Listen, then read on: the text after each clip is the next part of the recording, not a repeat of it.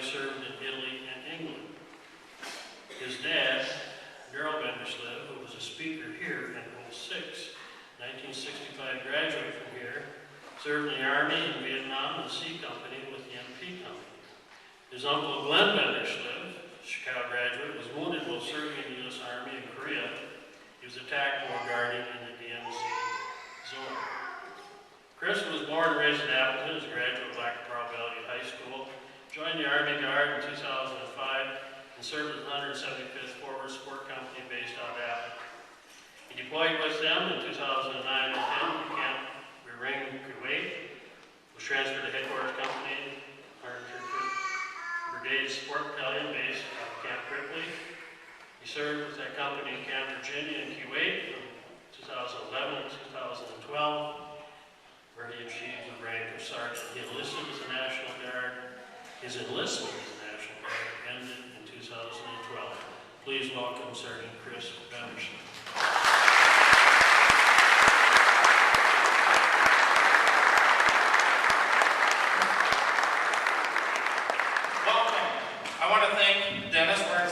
American Legion Post 629, the community of Chokio, and most of all, each and every one of you. Each of you has taken the time to attend this commemoration of the ultimate sacrifice made by so many of our fellow countrymen.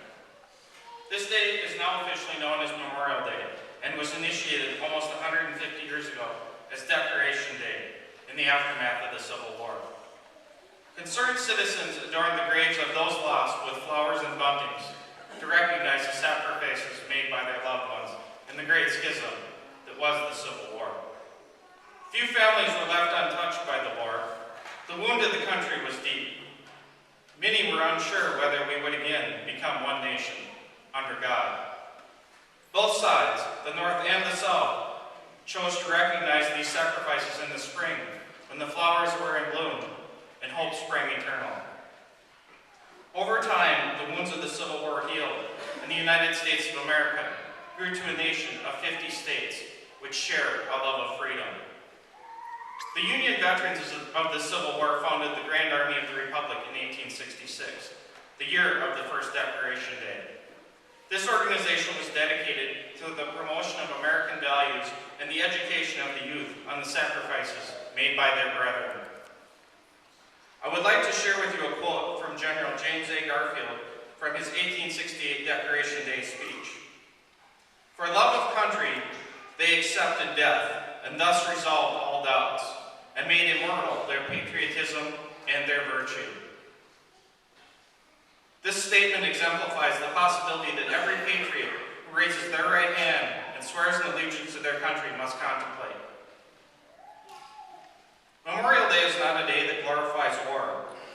It is a day to celebrate freedom and to recognize the selfless sacrifices made by those patriots who never came home.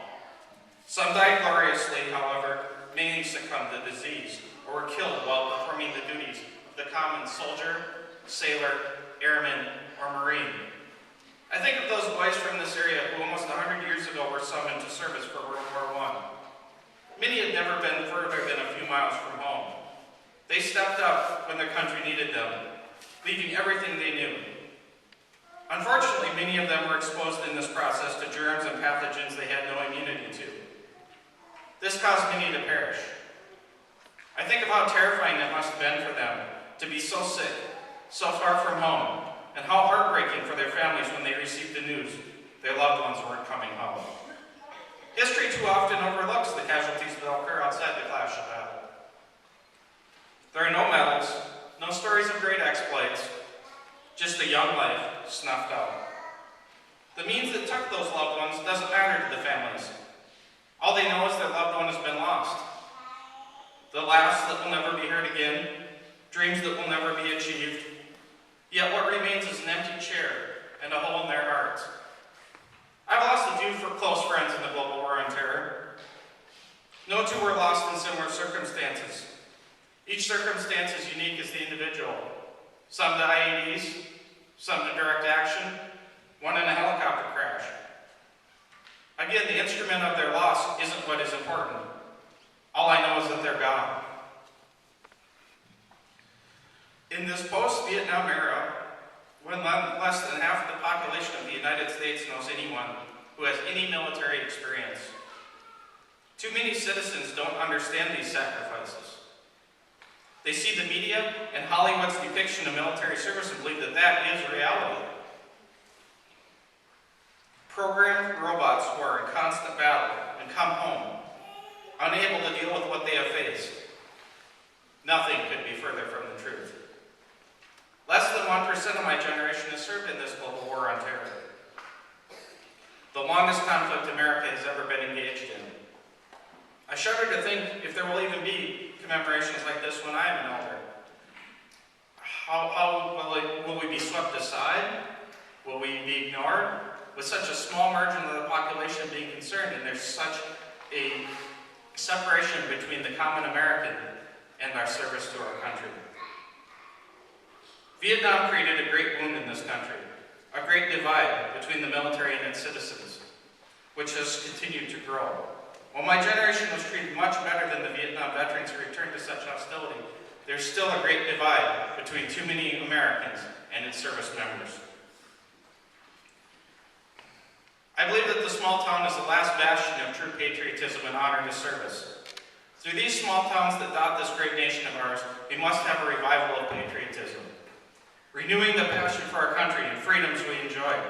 Citizens must know the difference between Memorial Day and Veterans Day, that the flag of the United States is sacred and should be treated with reverence and should not be walked on to show off on social media or protest some perceived injustice.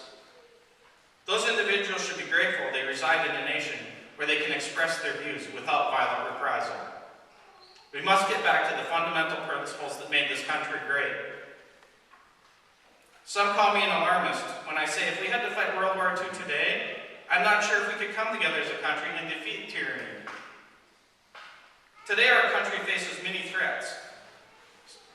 From a revived Russia, a strengthening China, and the ever-expanding threat of radical Islam, with each possessing the power to destroy the freedoms we enjoy in this great land of ours. The youth must be educated and inspired to be patriotic and proud to call themselves Americans. I challenge each of you to pass on to the youth your sense of patriotism and help spread the patriotic revival our country so desperately needs. God bless America.